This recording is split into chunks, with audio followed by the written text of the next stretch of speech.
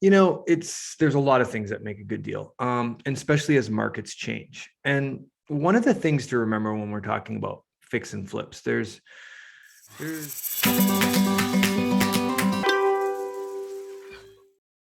Hey y'all, Katie here with Team Evo AZ. Thank you so much for following us and listening to our podcast. Here is season 3, and we are super excited for this season. As you know, we are based in the Phoenix, Arizona area, servicing buyers and sellers throughout the valley. But what you might not have known is we are expanding nationwide. So if you know of anyone that might be looking to get into the real estate business or needs to buy or sell a property, but it is not in Arizona, we can still help. Please feel free to message us and enjoy the show. Hey everybody, it's Katie and Matt. And we are here with another episode of R.E.A.L with Matt and Katie. R.E.A.L. What's that stand for? Real estate and life. We are that married couple that works here in the Phoenix, Arizona area. We have a combined years in the business. I don't know how to say that. 35 years. There we go. There's the answer. 35 years.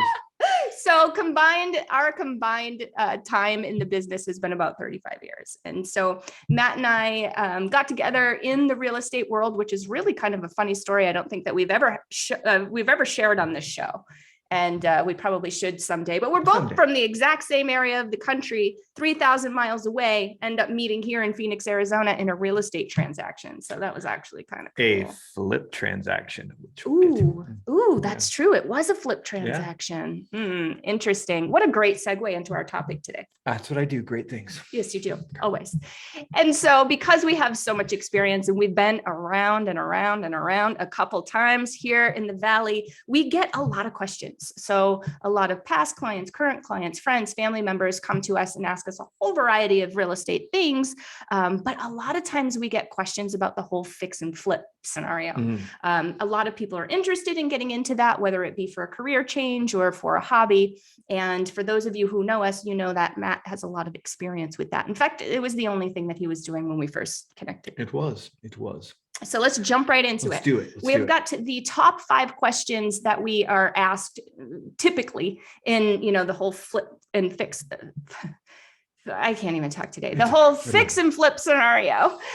So the top 5 questions that we typically get, we're going to share with you, and we're going to share our answers. The first question that I always get, and we'll see what Matt has to say, but I find it to be a little bit of a difficult question to answer, is what makes a good deal? Jeez. Yeah. There's a lot of things that make a good deal, and especially as markets change. And one of the things to remember when we're talking about fix and flips, we'll say what everyone sees on HGTV. Okay. And then what really happens. And what really happens is probably about an eighth.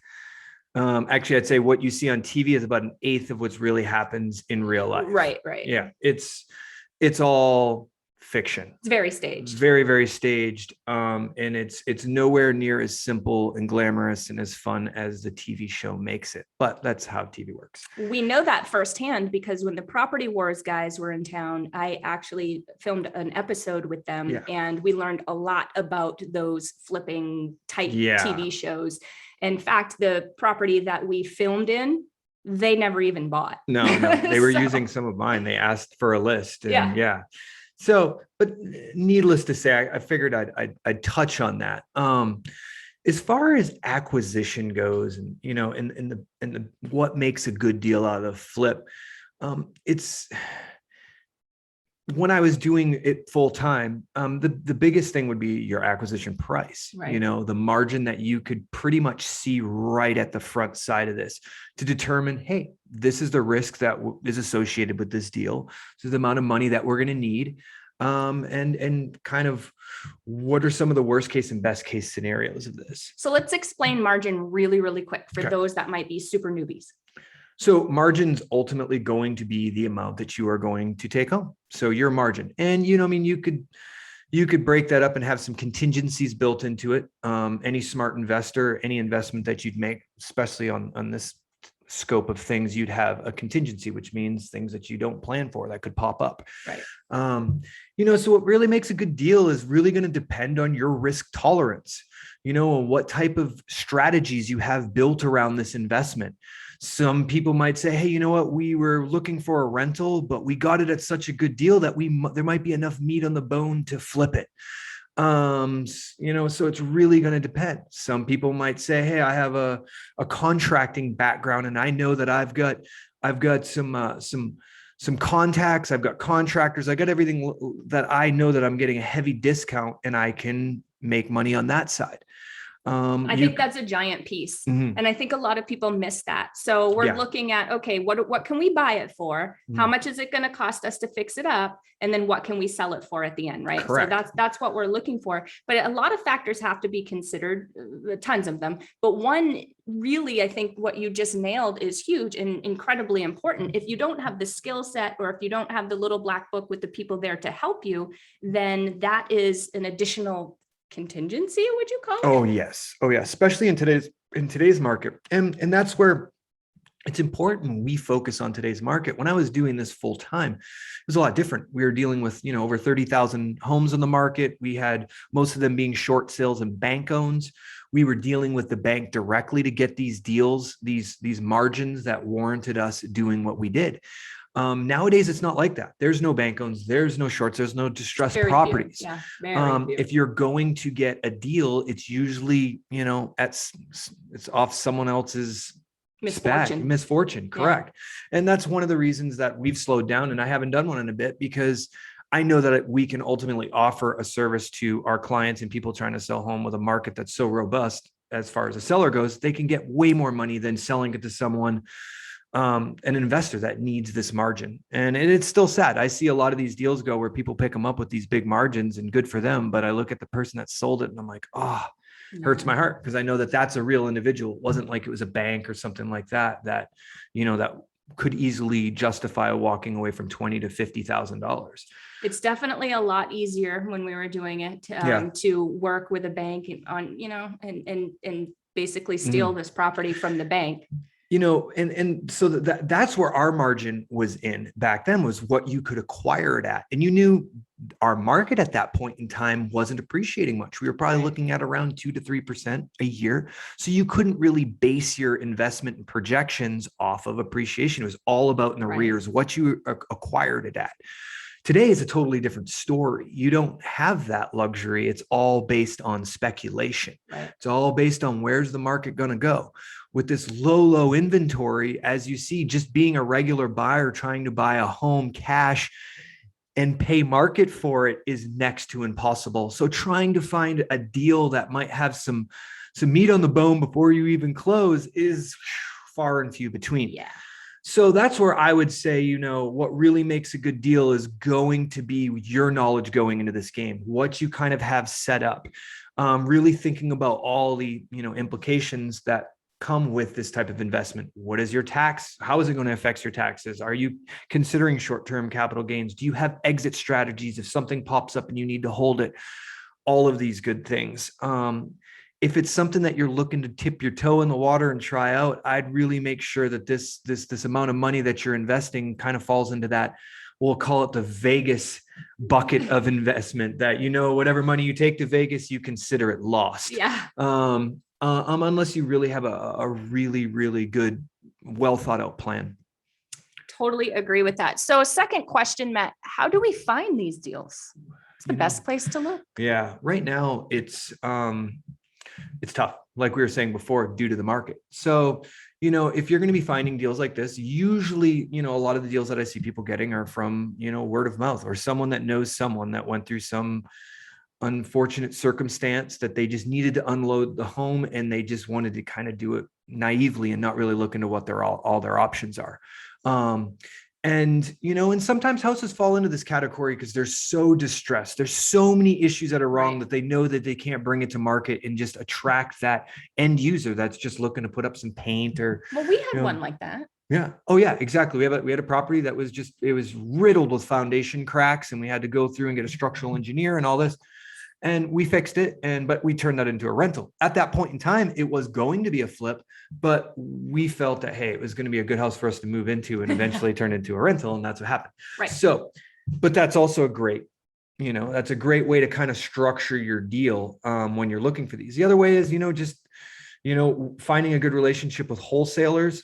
It's pretty tough in that category too. What wholesalers are doing is they're ultimately sending out 10,000 mailers a month, and they're targeting specific aged homes in specific areas with trigger points in which maybe people are missing utility payments, or they're behind in their mortgage, or things that might say that there's distress in the air. And that's how they're targeting them. And then when these wholesalers get in, they negotiate a price, and then they kind of play the middleman between that seller and the end user, who would be you buying it to flip it. That being said, there's still not a lot of meat on the bone. You're really, really banking on speculation on how our market's going to go up and where it's going to go and how you're going to unload that. And if you're going to do it through the MLS, that's pardon my French, you're throwing a lot of shit against the wall and waiting for it to stick. You're going to put up probably 50 plus offers a week and just waiting for that one to bite. And even then, you're probably going to have a next level of negotiations through inspection period if those people even want to play. Yep. I get probably 3 or 4. We list a lot of homes. I get probably 3 or 4 of these lowball offers from, I know what they're doing, and they're cash, and they try and say, oh, we're cash. And it's like, 30 grand under list price. And in the market we're in, come on, I don't even respond, No, it's true. But hey, if you don't ask, you can't receive. So if you are playing that game, you know what I mean? You'd be very surprised. I remember back in the day when I was playing that volume game, you'd be so surprised on the deals that you'd get sometimes. So it just takes a lot of tough skin. And I think the glamour of flipping, a lot of people see HDTV and it's all about picking designs and going to the flooring store and saying, do this, do that, and all this. It's so not true. That represents like this much of it. What really is happening is you're spending 70 to 80% of the time just finding the deal. And there's no glamour in that. That's actually a lot of rejection, a lot of sadness, because you're hearing people with terrible problems and you're literally trying to squeeze blood out of a turnip at that point. And it's pretty sad. Yeah. So that's how you can find them. Right now, not so much, but you never know. I mean, some do, I guess. Yeah. Next question. Is it better to find something that just needs lipstick, or is it better to move walls and make additions? And that, that really kind of comes into what we were just saying. It depends on your level of expertise. To find that one that just needs lipstick and to be able to throw it on, you're 100% banking on the market. And that's going to be a slim margin unless you're foreseeing us going up 10% or 5% in a month. Spring of 2021, meaning that's behind us. So it's going to be, that's a tough one to do. I think that, it really, once again, depends on what your strategy is, how you're entering into this arena. But I do believe, if you have the expertise, if you have the time, moving walls and making additions in this market are better. And the reason I say that is because, you can really find that property that might be smaller, that might need the vision to add some functionality to it, whether it be that 3rd or 4th or 5th bedroom that you could turn into a master suite, maybe a guest house or a casita off the back, things that really separate your property and give you that, that extra little bit of value that someone's going to be willing to pay over market for.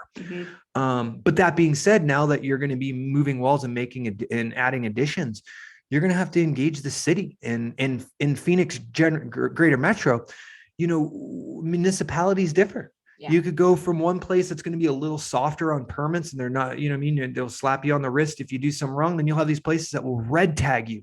And that's like places in Arcadia. Like if I've heard horror stories where literally people had the intention of going in and just doing a soft lipstick remodel.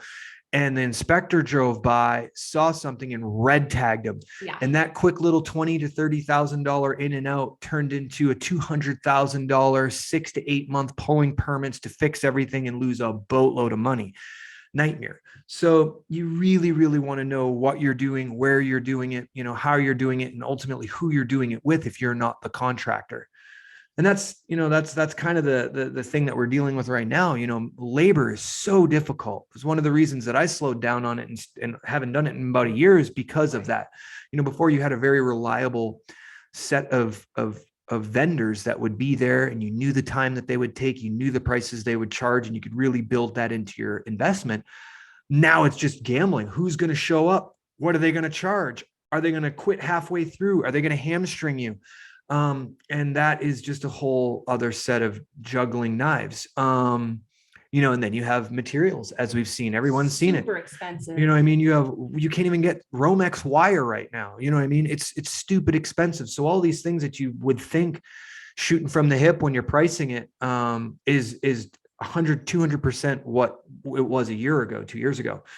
So that really, really stings, in the model. So, I stress, really do your research and find out what best works for your scope of investment. Hey, if you're just doing this for fun and you don't really care about money, then sweet, go have fun. But if you're really trying to do this to make money, yeah, you might really, really, really want to dive into this and look deeper. Yeah, totally agree. And like we said, there's just a ton of factors to think about that I feel like people who are choosing to get into this or thinking about getting into this don't really think about all of those factors. And it's sad because, they may have all these great intentions and have saved a bunch of money, and it's unfortunate that they lose it. Yeah. It really is. I mean, we've seen it time and time again. Yeah. Question number 4. If I don't have the cash to do this, how do I finance it? I would say in this market, if you're not that experienced and you kind of need this question answered, I'd probably say you need to do a little bit more homework just because of the market we're in. You can get hard money financing, and hard money finance is ultimately using a private source, not using a traditional bank that's going to use, normal underwriting processes. And what underwriting does is ultimately limits their risk to really figure out who they're lending money to and what caliber borrower are you? With hard money lenders, they don't really look at that. They're going to look at the asset itself to figure out, okay, what are we dealing with? And then they're going to say how much money you putting down. Most hard money are going to require at least 10%. Most are going to be 20 to 25% to get that rate that's above, below 10%. Other than that, you're going to be dancing in the 8 to 15% arena from an interest standpoint. When you start looking at that as a monthly cost, your holding costs go up quite dramatically. And then if you end up hitting one of these contingency plans that you planned and all of a sudden you're delayed a month or 2 months, that can eat up a margin very, very quickly. So, I think the best thing to do is, is to, if you're getting into this, do your research on financing, because that's going to be the biggest play in this. Maybe partner up with someone that has experience. Be very careful though. Yeah. And that's where I'd really, and Kate can tell you that. Matt rescued me from my very first and very last fix and flip when we started dating. Yeah. And she had someone that lured her in and said, hey, you put it in your name. I'll do all the work. All you have to do is put it in your name. Well, of course, it sounded perfect and sparkly, and it was the furthest from the truth. And it turned into a nightmare that lasted over a year, cost us probably 25 grand, had to get an attorney involved. And it got really messy. And it would have been a lot worse if we didn't realize what was really going on and we just let this keep going the way that it was going. It could have been disastrous. Because capital was going out the door. Yeah. And this was back in, monthly. 2012 when, the market wasn't appreciating and there were still areas that people wouldn't touch. And this house happened to be in an area that people didn't want to touch. And the guy went in and gutted it. And it wasn't just like, hey, we could sell it as is. No. So anyways, you got to be careful with that. And the other side of it is you got to be careful from these lenders, like we were just talking about. With these hard money lenders, because a lot of lenders will look for the naive flipper and they'll say, hey, yeah, great. This is, we'll give you 25. We'll give you this house for 25% down and and they're rooting for you to fail, because when you fail, guess what? They take the house back with a 25% margin built in, and they're doing the river dance. And so people on that front are really looking for these naive flippers that are coming in and thinking, hey, this is a good time to do it. So just be very, very careful with that. Totally agree. Take it from me. Be very, very careful with that. If you don't have a Matt in your life and you're in that situation, I feel for you. All right. Very last question. It is not the only, these aren't the only questions that we get, but these are the most popular, right? So last question, number 5, what's the biggest mistake most flippers make? I think the biggest mistake most flippers make is emotions. And this is like most investors you hear. Most investors that are making an investment, they're usually going to say, I let my emotions get involved. And usually when your emotions get involved, you abandon your plan. And what makes a really good investment is, a very well thought out plan. So you're, ultimately managing your risk so you can have a sound investment. So that being said, a lot of times people will get their emotions involved. And if you get into a bidding war, all of a sudden you say, I'm willing to pay X for, and I won't go any higher. But then people start bidding higher than that. And you start thinking, what do they know that I don't know? Or I want that deal. And you go higher than you plan on it, and you're screwed. You paid more than you needed to, and then you walk into it underwater. The other thing is most flippers don't really sometimes want to include that contingency money, that 10%. Right. They'll to make the deal work, they'll shrink the contingency amount, to 2%, to 3%, lower than that. And all of a sudden, boom, you find out, you got bad plumbing, or you have something that's just way more than you anticipated, and you're screwed, or your holding time goes up. Or the market decides to do a little switcheroo on you. You know what I mean? That we know that can happen quick. That can happen. And the other side of it too is someone told me once before that if you feel like this is the last chance you have at making an investment, you have to get this deal and that's why you're doing it. You need to walk away. Yeah. If that's your fuel, if you say, hey, oh my God, I need this investment. And that's the last one. And it doesn't make sense on your profile, on your calculators, all that. But now it's emotional, walk away. That's a red flag. It's a red flag. And it's the best advice someone gave me a long time ago, because I caught myself doing that many times where I wanted the deal so bad. And I got through 90% of it. And it was just like, no, walk away. Great advice. Well, thank you. You're welcome. Master real estate. I wouldn't say that, but person. I'll take it. Anytime my wife gives me a compliment, I'll take it. Aw.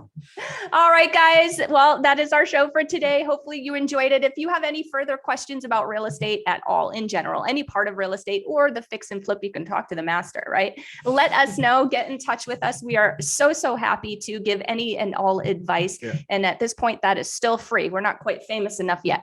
And if you are interested in being a guest on the show, please follow us at Team Evo AZ on Facebook. We are on YouTube. We are on Instagram. Are we on TikTok yet? Maybe. We're going to get there. We're going to be on TikTok. But our handle is at Team Evo AZ on all of those platforms. So please do find us while you're there. Give us a little likes, shoot us a message. Let us know that you would like to be considered as a guest on the show. Also, while you're there right now listening to the show, please, on your favorite podcast platform, please subscribe to us, download the episode, because that will help us get a little bit more reach out to the people who really need to hear this information. So we're looking to get the real info to the real people. See what I did there? That was great. It was amazing.